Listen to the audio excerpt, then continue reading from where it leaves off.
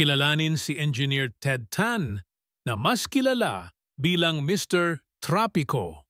Isang dedikadong traffic engineer na may layuning pagandahin ang sistema ng trapiko sa Baguio para sa mas maayos at mas magandang kalidad ng buhay.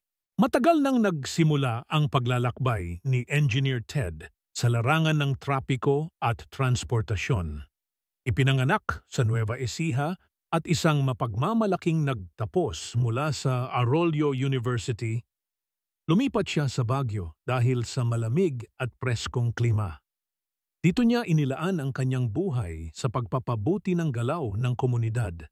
Nagpatupad si Ted ng maraming solusyon sa traffic, nagdisenyo at nagkonsulta para sa mga proyekto ng infrastruktura at nanguna sa mga volunteer na inisyatiba.